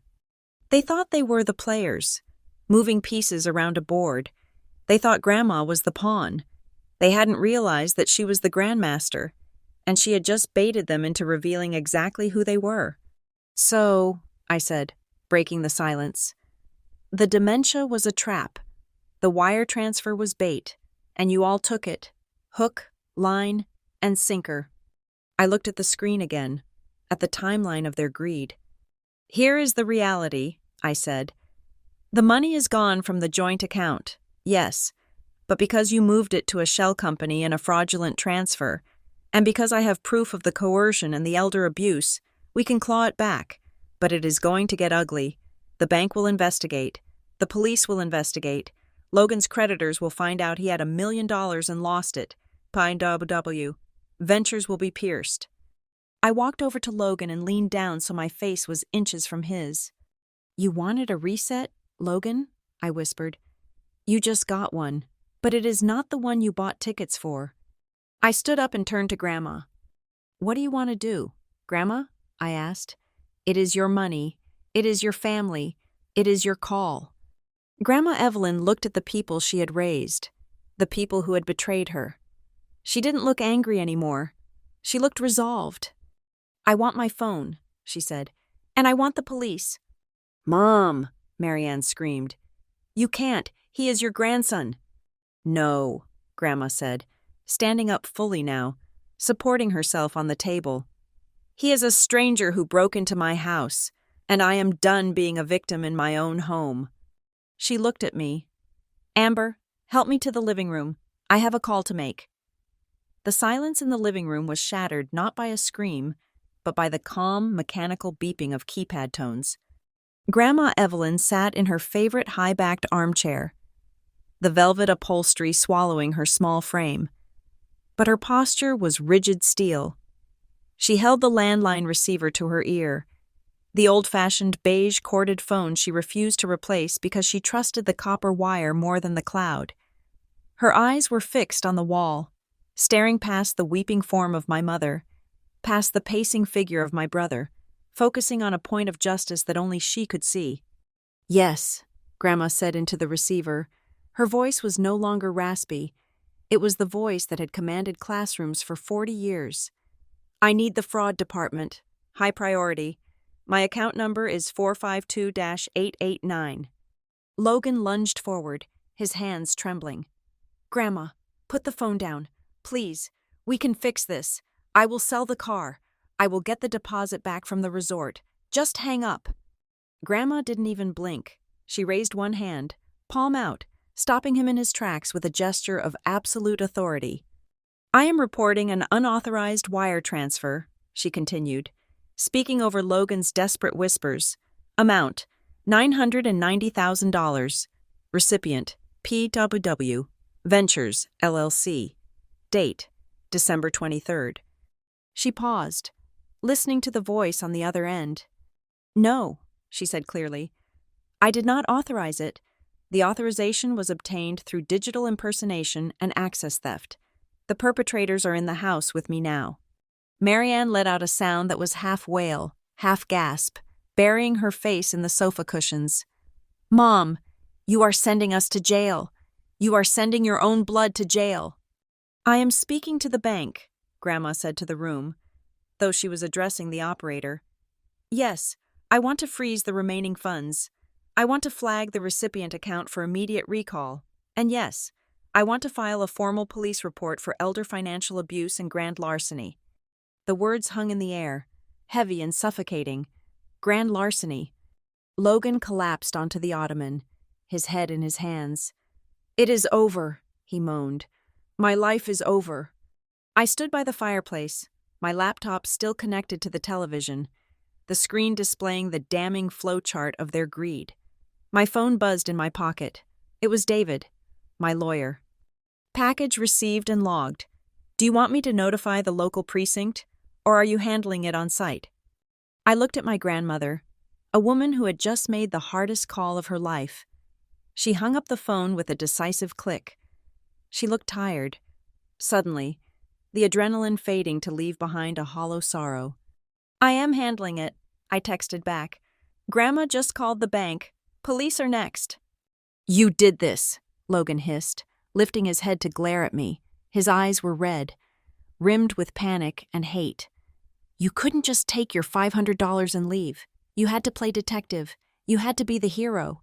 "I am not the hero." "Logan," I said, my voice flat. "I am the witness. You did this when you decided Grandma was a piggy bank instead of a person." "I would have paid it back," he screamed, standing up and advancing on me. "One big deal. That is all I needed. One swing in the market." "Gambling isn't a business plan," I countered, not stepping back. "And theft isn't a loan." Logan grabbed my shoulders. His grip was hard, desperate. "Amber, you have to stop this. Call the bank. Tell them it was a mistake. Tell them Grandma is confused. You are the only one they will listen to now. You are the professional. If you vouch for us, they will drop the flag." I looked down at his hands on my cashmere sweater, the hands that used to push me on the swings, the hands that were now stained with the metaphorical blood of this family. "Take your hands off me," I said. "Please," he begged, shaking me slightly. "I will do anything. I will sign over the house. I will leave town. Just don't let them arrest me. The guys I owe money to. If I go to jail, I can't pay them. They will kill me. Amber, they will actually kill me." "Then you should have thought about that before you stole $1 million," I said. I reached up and peeled his fingers off my shoulders, one by one. It is too late. Logan, the bank is already notifying the authorities. The gears are turning. I can't stop it, even if I wanted to. And you don't want to, he spat, backing away. You are enjoying this. I am nauseous, I told him truthfully, but I am not going to let you destroy her to save yourself. Movement caught my eye in the hallway. Parker. He had quietly retrieved his coat from the rack and was inching toward the back door, his movements sliding and furtive. He had his car keys in his hand. Going somewhere, Parker? I asked loudly. He froze, his hand on the doorknob. He turned slowly, his face pale and sweaty. I think I should go, Parker stammered. This is a family matter. I shouldn't be here. I need to check on my cat. Sit down, Parker, Grandma said from her chair. I really can't, Parker said, his voice rising in pitch. I didn't sign anything. I just opened the account because Logan asked me to. I didn't spend the money. Well, not all of it. I am a victim here too. You are the registered agent of the shell company that received stolen funds, I informed him, crossing my arms. And you are currently in possession of assets purchased with those funds. If you walk out that door, it goes from fraud to flight to avoid prosecution. The police will pick you up at the county line, and your bail will be denied. Parker looked at the door, then at me, then at Logan. He dropped his hand from the knob. He looked like a trapped animal. Logan made me do it, Parker shouted, pointing a shaking finger at my brother. He said it was his inheritance. He said his grandmother wanted him to have it, but the trust was complicated. I didn't know she didn't know. You liar, Logan roared. You picked the resort. You picked the Porsche. You wanted the lifestyle just as much as I did. Stop it, Marianne shrieked. She pulled herself up from the sofa, her hair disheveled, her makeup running in black streaks down her face. She stumbled toward Grandma Evelyn and fell to her knees on the rug. It was a pathetic, biblical scene. My mother, kneeling before her own mother, begging for salvation. Mom, please, Marianne sobbed, clutching at the hem of Grandma's skirt. Call them back. Tell them it was a mistake. I will pay it back. I have my pension. I will sell my jewelry. We will fix it. Just don't let them take Logan. He is my baby. He is your grandson. Grandma looked down at her daughter. There was no softness in her eyes anymore. The betrayal had cauterized her heart. You drugged me, Grandma said. Her voice was quiet, but it carried the weight of a final judgment. You put pills in my tea. You made me doubt my own mind. You told the world I was senile so you could rob me. I was scared, Marianne wept. I was just trying to keep the peace. You weren't keeping the peace, Grandma said. You were keeping the money. Mom, I love you. No, Grandma said, pulling her skirt from Marianne's grip. You don't. You love the comfort I provide. You love the safety net I wove for you. But you cut the net, Marianne, and now you are falling. Outside, the darkness of Christmas night was suddenly pierced by flashing lights, blue and red, strobing rhythmically against the front window, painting the snow on the lawn in alternating shades of violence. The silence in the room broke for good. They are here, Parker whispered, sinking to the floor. No, no, no. Logan paced in a tight circle, pulling at his hair. This can't be happening. The doorbell rang. 2 sharp, authoritative bursts. I walked to the window and peered through the blinds. 2 squad cars were parked at the curb, blocking Logan's SUV and my sedan. 3 officers were walking up the path, their breath visible in the cold air. I turned back to the room. I am going to answer the door. Don't you dare, Logan shouted, making a move toward me. Sit down. Logan, I commanded. My voice was the only steady thing left in the house. If you resist, if you make a scene, they will tackle you, and I will give them the footage. Logan stopped. He looked at the flashing lights, then at me. All the fight went out of him. He collapsed onto the sofa next to his mother, a broken man in a designer sweater. I walked to the front door. My hand hovered over the latch for a second. I knew that once I turned this lock, the private tragedy of the Richard family would become public record. The neighbors were already watching. I could see Mrs. Higgins across the street peering through her curtains. The rumors would start tonight. Did you see the police at Evelyn's house? On Christmas? I heard Logan was in handcuffs. The reputation my mother had spent decades curating, the perfect teacher, the devoted daughter, the proud mother, would be incinerated in the next 10 minutes. I unlocked the door and pulled it open. A rush of cold air swept into the house, smelling of snow and exhaust.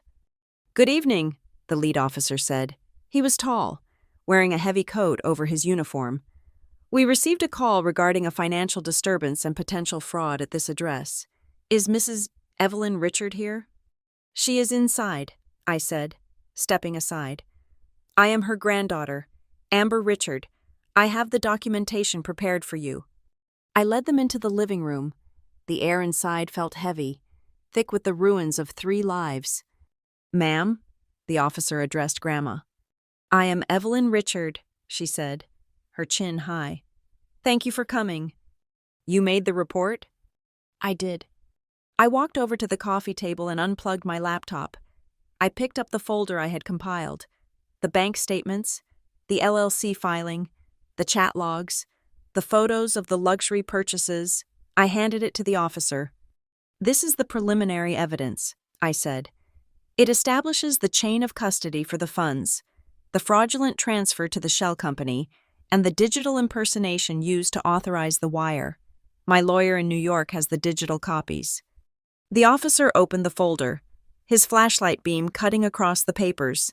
He scanned the first page, then looked up at Logan and Parker. "Which one of you is Parker Wade?" Parker raised a trembling hand. "And Logan Richard?" Logan didn't move. He just stared at the floor. "We are going to need everyone to stay seated," the officer said, his hand resting near his belt. "We need to sort this out. Given the amount specified, this is a felony investigation." As the officers began the process, separating them, asking for IDs, reading rights, I stepped back into the shadows of the dining room. I looked at the table where the Christmas dinner still sat, frozen in time. The napkin rings, the crystal glasses, the $500 envelope. I realized then that the money didn't matter. The $1 million could be returned, the debt could be settled, but the family, the entity that I had tried so hard to distance myself from, yet secretly longed to be part of, was gone. It hadn't died of natural causes. It had been murdered by a single truth, that for Marianne and Logan, love was just a transaction, and I was the auditor who had finally closed the books. I watched as the officer asked Logan to stand up and turn around. The click of the handcuffs was softer than I expected, but it was the loudest sound I had ever heard. Grandma Evelyn didn't look away. She watched her grandson being restrained, tears finally streaming down her face, silent and unacknowledged. She was breaking her own heart to save her dignity. And I stood there, the architect of this destruction, knowing that I had done the right thing and hating every single second of it. The days following Christmas did not bring peace. They brought a sterile, bureaucratic winter that froze everything it touched. The festive lights were still up on the neighbors' houses, blinking with an ignorant cheerfulness. But inside the Richard home, the air was thick with the dust of a collapsed empire. The fallout was swift, brutal, and entirely public. Logan was released on bail 48 hours after the arrest, his bond posted by a bail bondsman who took the title to Marianne's car as collateral. But the brother who walked back through the front door was not the arrogant executive who had sat at the head of the table. He was a shell, the marketing firm he worked for, a boutique agency that prided itself on image, didn't even wait for a court date. They terminated his contract the morning after the arrest report hit the local police blotter. The email was brief, citing a violation of the moral turpitude clause. I watched him read it on his phone in the kitchen. He didn't scream. He didn't throw anything. He just stared at the screen, his face gray, realizing that the career he had built on charm and connections had evaporated. In the corporate world, you can survive incompetence, But you cannot survive a felony fraud charge involving an elderly relative. It is a stain that no amount of spin can wash out. Marianne fared no better.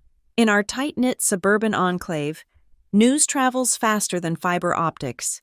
The story of the police cars on Christmas night, the handcuffed son, and the stolen $1 million spread through the community like a virus. I went to the grocery store with Mom on the third day to buy milk and bread. It was a mistake. We ran into Mrs. Gable, a woman Marianne had played bridge with for 15 years. Mom put on a brave, trembling smile and raised her hand to wave. "Hi, Susan," Mom said, her voice hopeful. Mrs. Gable looked at Marianne, then at me, and then turned her cart around and walked down the cereal aisle without a word. It wasn't just a snub. It was an erasure. The message was clear. You are toxic, you raised a thief, and you helped him. Marianne cried in the car the whole way home. She didn't blame Logan for stealing. She didn't blame herself for enabling him. She blamed me. "Are you happy, Amber?" she sobbed, clutching the steering wheel. "Everyone knows. We are the laughingstock of the town. I can never show my face at the garden club again." "You still have your house, Mom," I said, looking out the window at the bleak winter landscape. "And Grandma still has her money, priorities." "You have a heart of stone," she spat, "just like your father." Parker was the first rat to truly abandon the ship. He didn't come back to the house. His parents came to collect his things in a U-Haul van, while Logan sat in his bedroom with the curtains drawn. We heard later that Parker was trying to cut a deal with the prosecutor, offering to testify against Logan in exchange for leniency, claiming he was coerced into opening the LLC, his social media. Once a shrine to their power couple status, was scrubbed clean. Every photo of Logan was deleted. The dreams coming true post was gone. Parker was trying to rewrite history, but in the digital age, screenshots live forever. I made sure of that. But the hardest part wasn't the silence of the community. It was the noise from the extended family. I had stayed behind to help Grandma secure her accounts, spending hours on the phone with the bank's fraud department, changing passwords, and setting up new biometric security protocols that required her thumbprint for any transaction over $100. During one of these sessions, my phone rang. It was Aunt Judy, my father's sister. She lived 2 states over and hadn't visited in 3 years. "I heard what happened," Judy said, her tone sharp. "I can't believe you, Amber." "I know, it is terrible," I said, rubbing my temples. "But we caught it in time. Grandma gets the money back." "I am not talking about the money," Judy snapped. "I am talking about the police. You called the cops on your own brother? On Christmas? You don't do that to family. You handle it in-house." "He stole $1 million. Judy," I said, my voice rising. "He drugged Grandma. That isn't a family squabble. That is a crime." "He is young. He made a mistake," she insisted. "You could have set up a payment plan. Now he has a record. You have ruined his future. Your grandmother must be devastated that you dragged her name through the mud." "Grandma is the one who called the police," I corrected her. "Because you put ideas in her head," Judy accused. "She is old. She does what she is told. You manipulated this whole thing to look like the hero. I always knew you were jealous of Logan." I hung up. I didn't have the energy to explain the difference between justice and jealousy to a woman who viewed family loyalty as a suicide pact. But the vultures weren't just on the phone. They were showing up at the door. 2 days before I was set to leave, Uncle Robert, Marianne's brother, stopped by. Robert was a car salesman who always smelled of cheap cologne and desperation. He came bearing a casserole and a look of deep, performative concern. He sat with Grandma in the sunroom, holding her hand, shaking his head at the tragedy of it all. "I just can't believe Marianne would do this," Robert said, sipping the coffee I had poured him. "It is shameful, Evelyn, truly shameful." "It is," Grandma agreed, her eyes fixed on the garden. "You know," Robert said, leaning in, his voice dropping to a conspiratorial whisper, "with everything going on, the investigation, the frozen accounts, you are going to need someone to help you manage the day-to-day. You can't trust Marianne anymore, and Amber is all the way in the city. She is busy." I stood in the doorway, listening. I knew exactly where this was going. "I can step in, Evelyn," Robert continued. "I can get power of attorney just for the temporary bills. I know a guy at the bank who can expedite the unfreezing process if we just sign a few waivers. We need to make sure your assets are liquid, in case of legal fees." He was doing it. The body wasn't even cold yet. And another predator was already circling, testing the fence for weaknesses. He thought that because Marianne was out of the picture, there was a vacancy in the position of Grandma's exploiter. I walked into the room. I didn't shout. I didn't make a scene. I just placed a thick stack of papers on the table between them. "What is this?" Robert asked, blinking. "That is the new trust agreement we filed this morning." I lied. It was actually just the police report copies. But he didn't know that. Grandma's assets are now under a court-appointed independent fiduciary. No family member can touch a dime without a judge's signature. Not me, not Mom, and certainly not you. Robert. Robert pulled his hand back as if the table were hot. I was just offering to help. "We have all the help we need," I said, staring him down. "The casserole looks delicious. You can take the dish with you when you leave." He left 10 minutes later. Grandma watched his car pull away, a bitter smile playing on her lips. "They never stop, do they?" she asked softly. "No," I said, sitting down beside her. "They don't. Money smells like blood to them." The day of my departure arrived with a gray, oppressive sky. I packed my bag in the guest room, the same room where I had uncovered the crime just a week ago. It felt like a lifetime had passed. I was exhausted down to my marrow. I had won. I had saved the money. I had protected my grandmother. I had exposed the truth. So why did I feel so incredibly empty? I walked downstairs. The house was quiet. Logan was in the basement. He had moved down there to avoid seeing anyone. Marianne was in her bedroom with a migraine. The family unit had been nuked, and the survivors were hiding in the rubble. Grandma Evelyn was waiting for me by the door. She looked frail today. The adrenaline that had sustained her through the confrontation had faded, leaving behind an 82-year-old woman who had lost her daughter and grandson to greed. "I set up the auto-pay for the utilities," I told her, handing her a folder. "The lawyer will call you on Tuesday. The new locks are installed, and the caregiver service starts tomorrow morning. She is a registered nurse. She is not family, so she won't steal from you." Grandma took the folder but didn't look at it. She looked at me. "You are leaving," she said. It wasn't a question. "I have to get back to work," I said. "And I don't think Mom wants me here." "Marianne is mourning," Grandma said. "She is mourning the lie she lived in. It takes time to adjust to the light when you have lived in the dark for so long." "I feel like I broke everything," I confessed, my voice cracking. "I look around this house, and it is dead. If I had just taken the $500 and kept my mouth shut, we would still be eating leftovers. You would still have your son and grandson visiting. Maybe the lie was better for you." Grandma reached out and cupped my face. Her hands were cold, but her touch was steady. "Amber," she said sternly, "do not pity the truth. The lie wasn't keeping me warm. It was burying me alive. They weren't visiting me. They were visiting my bank balance." "I know," I whispered, "but it hurts." "Surgery always hurts," she said. "You cut out a tumor. That leaves a wound. But the wound heals. The tumor would have killed me."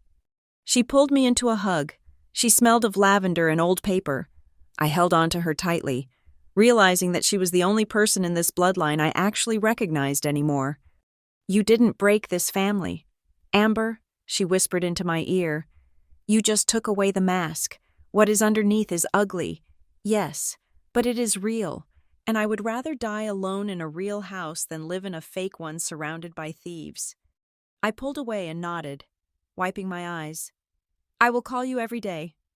"I know you will," she said. "Now go, before the snow starts." I walked out to my car. The air was biting cold. I looked back at the house one last time. I saw the curtain in the living room move slightly. Marianne, watching me leave. probably cursing my name. I saw the basement window where Logan was likely plotting his next move, or drowning in self-pity. I got into my car and started the engine. As I pulled out of the driveway, passing the spot where the police cars had parked, I felt a heavy weight in my chest. I had secured the justice I came for. The numbers balanced. The fraud was exposed. But as I merged onto the highway, heading back to the anonymous safety of the city, I realized that the case file wasn't closed. The legal battle was just starting. Logan would fight. Mom would spiral. The money would be tied up in litigation for months. And I knew, with the cynical certainty of my profession, that this wasn't the end of the danger. Desperate people don't just give up. Logan had lost his easy million. He was cornered, humiliated, and broke. I checked my rearview mirror, half expecting to see his SUV following me. The road was empty. But the text message that popped up on my dashboard screen a moment later proved that my intuition was right. It was from an unknown number. "You think you won, but you only saw what we wanted you to see." I stared at the message as the miles ticked by. A chill that had nothing to do with the winter air settled deep in my bones. I hadn't just taken away the mask, I had started a war, and the enemy knew exactly where I lived. The deposition room smelled of stale coffee and industrial floor cleaner, a sterile purgatory where the truth was about to be dissected under fluorescent lights. It was 3 weeks after Christmas, and the legal machinery was finally grinding into motion. My grandmother sat at the head of the mahogany table, flanked by David, my attorney, and a court-appointed advocate. On the other side sat Logan, Mary Ann, and a public defender who looked like he hadn't slept in 3 days. The silence was heavy, broken only by the scratching of the stenographer's machine. This was not a trial yet.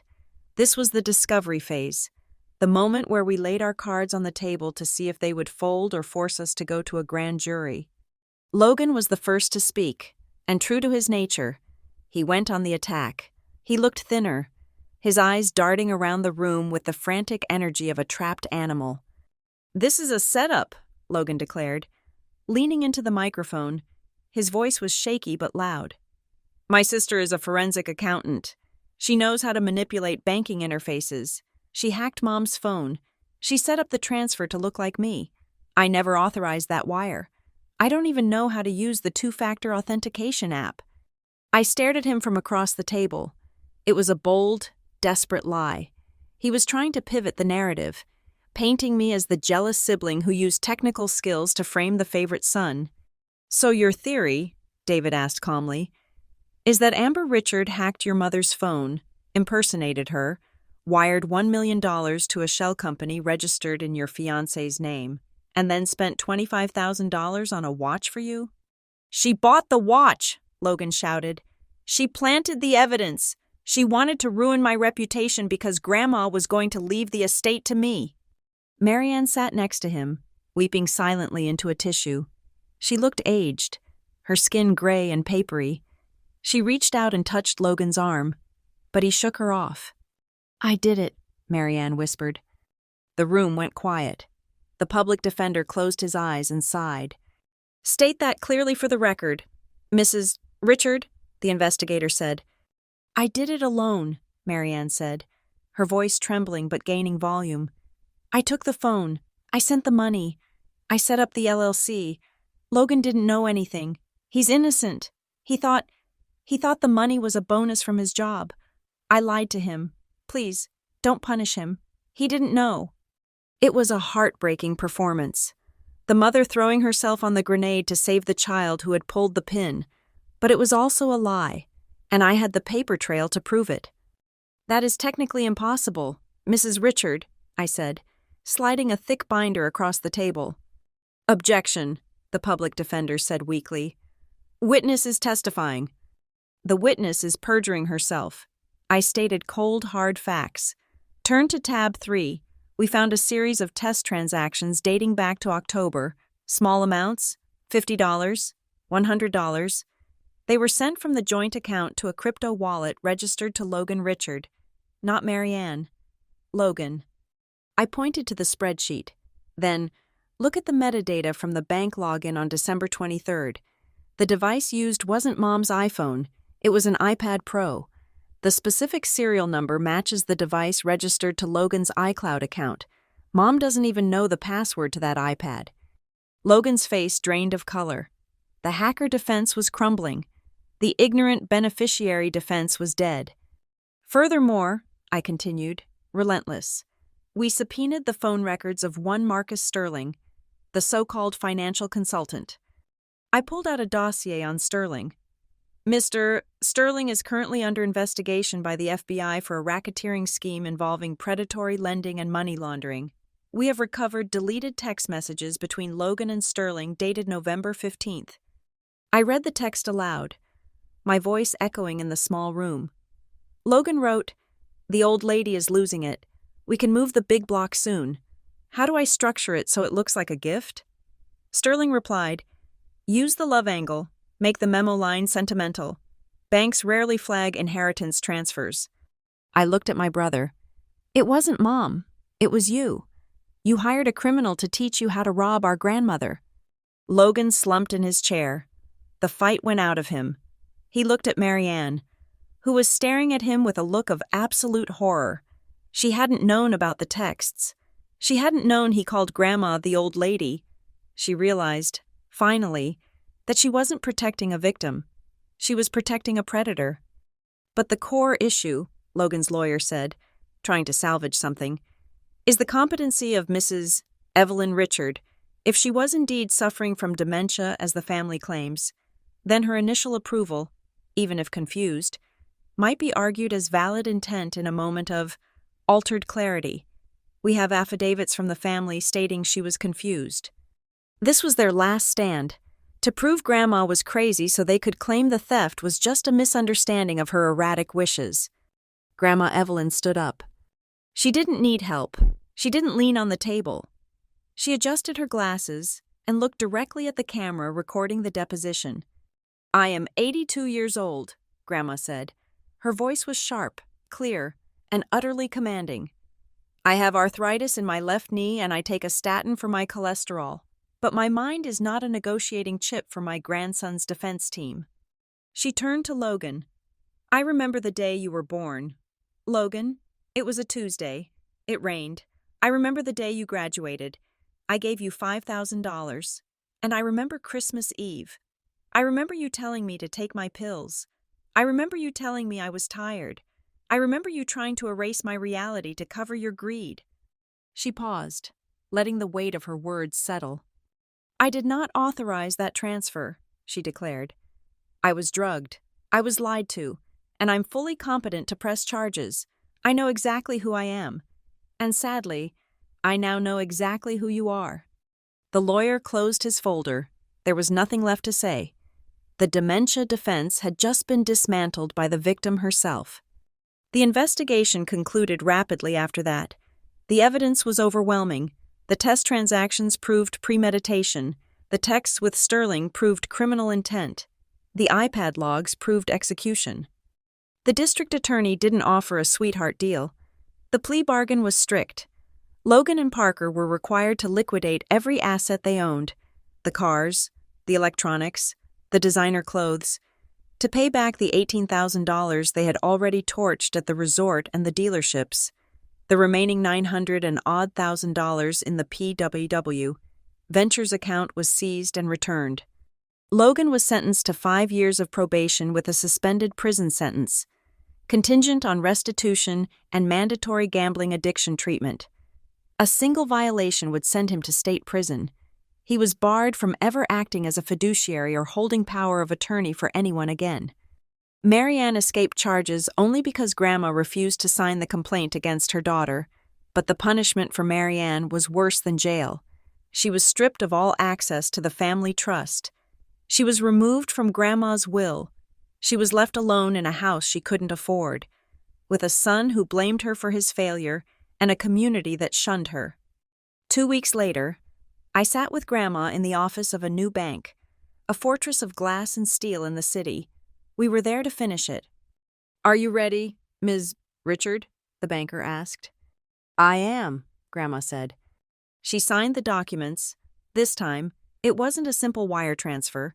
It was an irrevocable trust distribution, structured with 3 layers of security.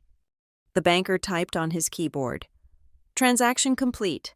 $1 million has been successfully transferred to the account of Amber Richard. I checked my phone. The notification popped up. It was real. The money was safe. It was no longer a theoretical inheritance or a stolen pot of gold. It was mine. We walked out of the bank into the crisp winter air. The city was moving around us, indifferent to our drama. People were rushing to lunch. Taxis were honking. Life went on. "It is done," Grandma said, pulling her coat tighter. "It is," I agreed. I looked at the notification again. $1 million. It was enough to buy an apartment, enough to start my own firm, enough to be free. But as I looked at my grandmother, I saw the toll it had taken. She looked older. The spark in her eyes was dimmer. She had saved her fortune, but she had lost her family. "Was it worth it?" I asked, the question slipping out before I could stop it. The money, the truth, was it worth burning it all down? Grandma stopped walking. She looked at the skyline, her expression unreadable. "The truth didn't burn it down, Amber," she said softly. "The truth just cleared the ashes that were already there. We were living in a house of cards. Now, you have a foundation. You can build something real. That is worth any price." I took her arm, and we walked toward the car. I realized then that she was right. I had walked into that house on Christmas expecting a fight over $500. I walked out with $1 million and a lesson that no amount of money could buy. Family isn't about blood. It isn't about dinner tables and matching sweaters. It is about who protects you when the wolves are at the door. And sometimes, the wolf is the one sitting next to you at the feast. I had lost a brother. I had lost a mother. But I had found myself.